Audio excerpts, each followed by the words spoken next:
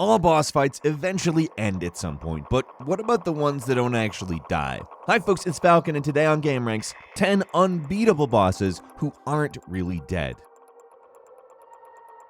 Starting off with number 10, Nemesis from Resident Evil 3 and of course the Resident Evil 3 remake. A truly classic unkillable boss, Nemesis is probably one of the most iconic unkillable dudes in a series literally just filled with unkillable dudes. One of the very first things you do is ram him with a car and then blast him with a rocket launcher in the remake, and it just barely gives him a scratch. The amount of punishment he can take is just unreal. And every time you kill him, he just comes back in a more powerful, aggressive form. Just like William Birkin before him, his final form is that of a gigantic creeping blob of goo. But while it only took a train exploding to finally finish off William, it takes an experimental railgun to finally put this big nasty bastard down. He does tons of damage too, he just keeps coming and nothing seems to put him down permanently. Which is why I think Nemesis is just a perfect boss to start this list off on.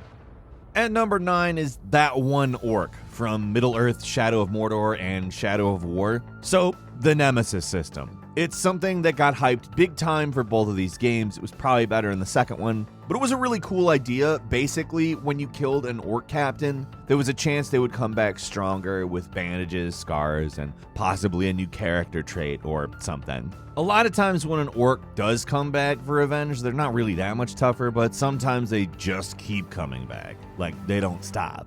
The chances are small, but anybody who's played these games has probably had to deal with at least one orc leader that just won't stay down no matter how many times you kill them. And in Shadow of Mordor, the only way you could be sure you killed the captain for good was by cutting their head off. And in the sequel, you can even get orcs that their entire head just got sewn back onto their neck, ready to have another go. These guys will hound you no matter what you're trying to do. Wandering the wilderness, they'll try and ambush you. Hunting another random orc boss, they'll be there, probably with a few extra bodyguards to really ruin your day. Hell, they'll even stop you if you're in the middle of a main mission. They have no respect for what you are doing. Like, if you could use a public bathroom in this game, they'd knock on the stall door.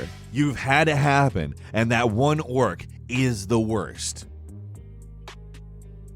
At number 8 is Virgil from the Devil May Cry series. He is Dante's brother, and the two of them seem to share one defining characteristic. They just don't die. Chronologically, the first time you actually kill Virgil is in Devil May Cry 3, where he's the primary antagonist. He's not really dead though, being half demon, and you kill him in hell, so he just sort of stays there. But either way, he's beaten and in the afterlife, so he's basically dead. In Devil May Cry 1, you fight a recurring boss called Nilo Angelo, who is revealed to be Virgil under the control of the Demon King Mundus, the main enemy of that game. He seems to die definitively in that game, but in this series, that doesn't mean much. So, of course, he shows up as the true bad guy in Devil May Cry 5, having that one last duel with Dante before getting his ass beat by a powered-up Nero. But not even that kills him. It just puts him out for a little while before he and Dante decided to head down into the underworld together, fighting demons for all eternity.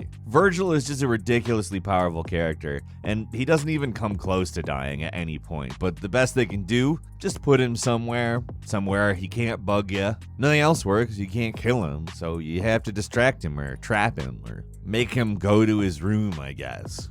And number 7 is Pyramid Head from the Silent Hill series. Can you really kill the physical embodiment of psychological trauma? If the Silent Hill series is anything to go by, then yes, but they'll come back to life, so no-ish. Probably the most infamous monster in the entire series is the Pyramid Head, a bizarre humanoid creature with a giant, pyramid thing for a head, or on its head. It was introduced in Silent Hill 2. It pursues James Sunderland pretty unrelentingly for basically the entire time. But at a seemingly random point in the final battle with two of them, it just up and kills itself. For a long while, that was actually the last we saw of Pyramid Head in the main series, but in Silent Hill Homecoming, he actually shows up again, fills a lot of the same role. Killing him is secondary because it's probably not possible to actually kill him, so just getting away is your best bet. One of the endings to Silent Hill Homecoming actually has you become Pyramid Head, or become a Pyramid Head, or whatever. There's more than one of them, obviously, from the boss in the older game. But what does it all mean? I don't know, but it's pretty creepy regardless. At number 6 is Death's Head from Return to Castle Wolfenstein, Wolfenstein 2009, and Wolfenstein The New Order. Death's Head is a creepy Nazi scientist introduced in Return to Castle Wolfenstein. He wasn't really the main bad guy or anything. He just basically appeared to establish the mutant monsters you'd fight in the X Labs. You never really fought him specifically in that game. He just escapes the lab, which you infiltrate in the middle of the game, and you never see him again. That's what a lot of Nazis actually did. They bolted. In the next chronological game in the series, though, Wolfenstein from 2009, it doesn't really seem like he's going to show up at any point. The game introduces this new bad guy, Victor Zeta, but you actually end up killing him halfway through the game, and that's where Death's Head shows up to replace him. At the end of the game, you blow up the Zeppelin he's on, presumably killing him, but of course, this is a list of unbeatable bosses, so he's not really dead. In the post-credits scene, he crawls out of the wreckage of the destroyed Zeppelin somehow. I'm not gonna figure that one out, not gonna try. But fast forward for a few years, and The New Order is coming out. It's basically a total reboot of sorts by Machine Games, with a new publisher, Bethesda rather than Activision like the old games. So many assumed that they just throw everything established in the previous two games out, but actually no. Death's Head shows up again in this one, this time finally taking the top spot as the main bad guy. At the end of the game, he blows himself up with a grenade in a desperate attempt to kill BJ, which probably spells the end for him, but who really knows? He was experimenting with putting human brains in robots and crap like that, so maybe we'll get to kill him one last time in the next Wolfenstein game. Who knows? At number 5 is Cutman from Mega Man 1 way back in the NES days and Mega Man X8. He was one of the most memorable bosses from the original Mega Man, but you cannot keep a good Cutman down. He actually comes back for a final showdown in Mega Man X8, appearing in Optic Sunflower stage. They were kind of running out of ideas at that point, so yeah. He only shows up in the PlayStation 2 version if you've got a Mega Man X command mission save on your memory card, or if you use a code on the title screen. In the Legacy Collection version of the game, it's obviously only from inputting the code. But he fights and looks exactly like he does on NES, and he's pretty easy to beat. I mean, I'd hope so. You're playing as Mega Man X. You'd think he's a little more advanced than the regular old Mega Man, but he's just basically a pushover in Mega Man X8. It's ridiculous.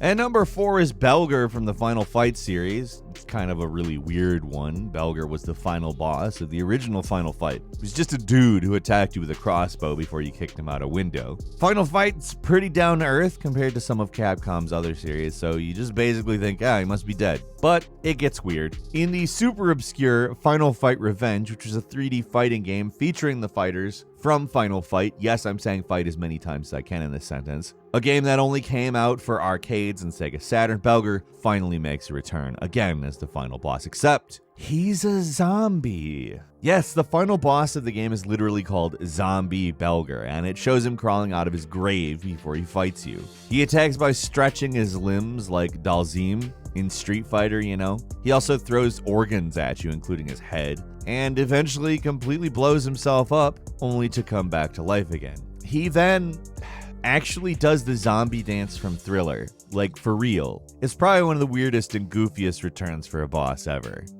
And number 3 is Jack Baker from Resident Evil 7, the patriarch of the Baker family. This guy fills the role of the unstoppable stalker boss character that pops up in every Resident Evil game. Although I'll say he's a little more humorous. The first time you fight him, you ram him with your car. The second time, you chainsaw him in half, and that seems to put him down for good, but he does come back as a gigantic mold monster for you to fight. Once again, you take him out, and that seems to be it. I mean, come on, he turned into the requisite giant monster. That's the last phase of these types of enemies, right? Right? Nope.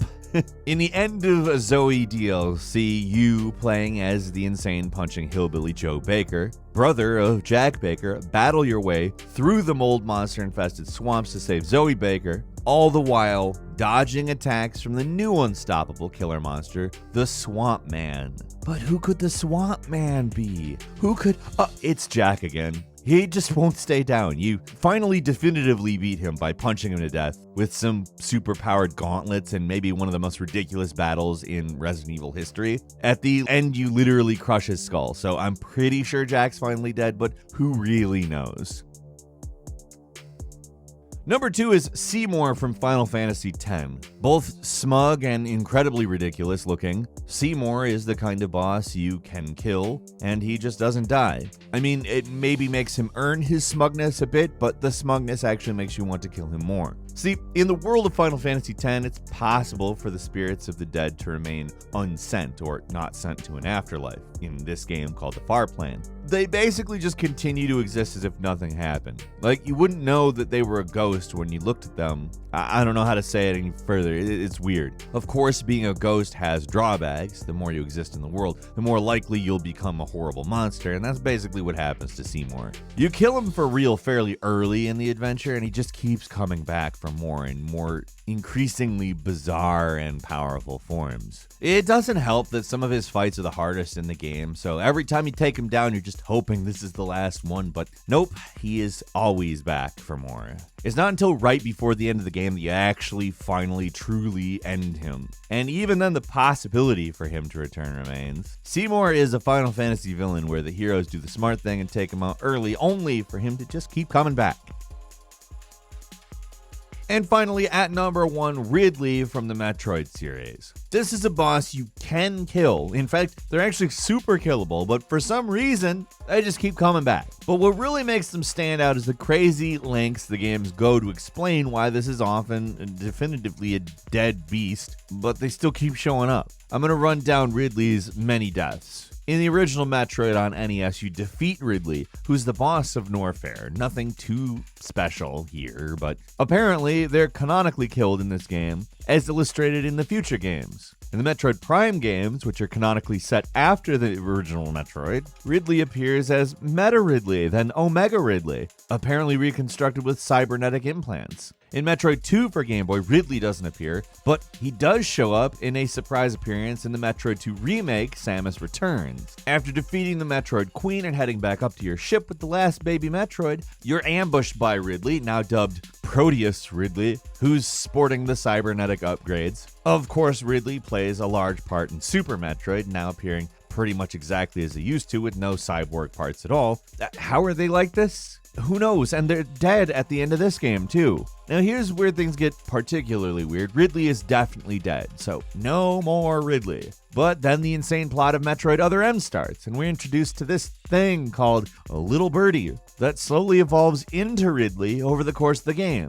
And then you kill Ridley at the end, again. And finally, in Metroid Fusion, you find the frozen corpse of Ridley on the station you're on, which gets infected by the X-Parasite and becomes Neo Ridley for the final boss at the end of that camp. So Ridley doesn't just find new ways to come back to life, every revival is completely different. First they're a cyborg, then they're completely normal, then they're a super fast aging clone, they're a reanimated corpse. Who knows what the hell Ridley's gonna be when Metroid Prime 4 finally comes out, but it's gonna be interesting. A quick bonus for you, Ganon and Dracula from the Legend of Zelda series and Castlevania series respectively. They're the last boss of pretty much every game in their series. You always kill them, they always find some way to come back in the next game. We didn't put these guys on the main list because we're thinking of bosses that surprise us when they appear in some way, and no one's surprised when Ganon or Dracula are the big bad in their respective series. I mean, we have to mention them at least because they are iconic, so here,